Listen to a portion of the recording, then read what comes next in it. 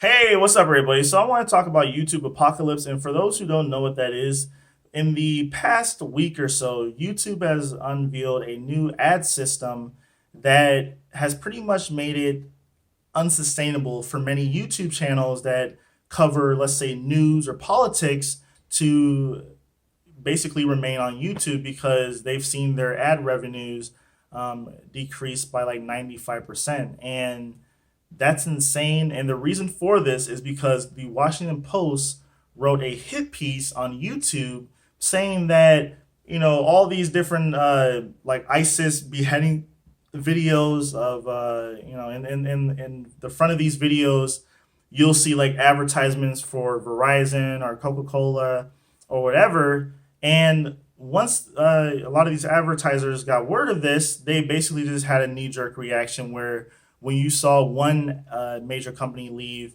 then you saw like a domino effect of companies leaving. And in reality, there's only like when it comes to the system of what videos can and can't be monetized, or like the videos that have controversial content like what I just mentioned on their videos.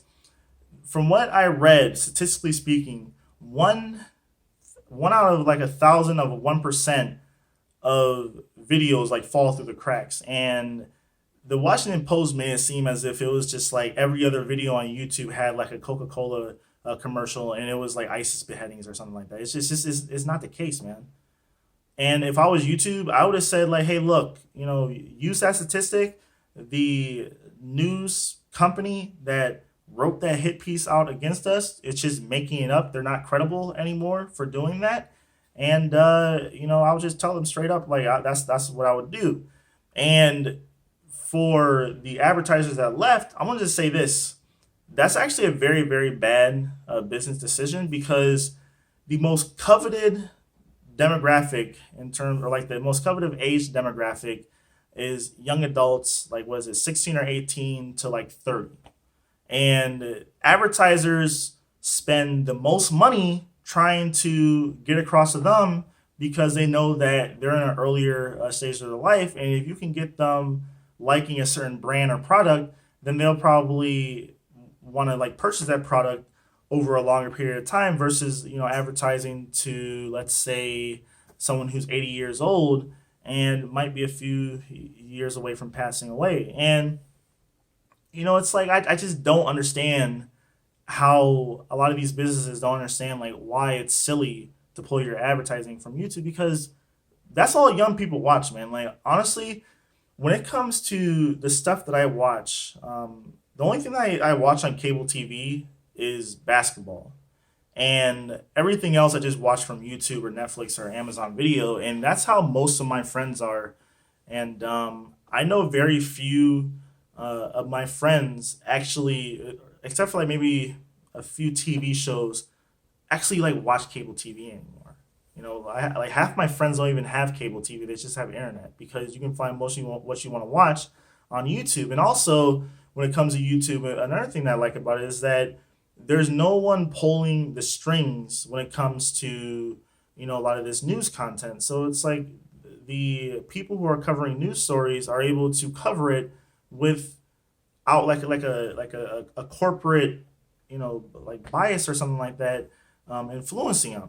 And yeah, you might like a lot of the YouTube channels obviously like lean either politically left or right, but you don't have it where like how some of the cable news companies are, that won't speak out against, let's say, ExxonMobil, because they get millions of dollars in advertising revenue from that company. It's like YouTube's like a middleman, and the content creators and the advertisers don't really interact whatsoever. And I feel that that system worked pretty good, and I feel that they should just go back to that old system and just tell the advertisers like, hey, look, what you were told was not true, and that's that. But that's all I really have to say. I hope that the YouTube channels that lost a lot of their revenue are able to still sustain themselves. I mean, obviously, I'm not making that much money off of YouTube, probably like a couple bucks a day,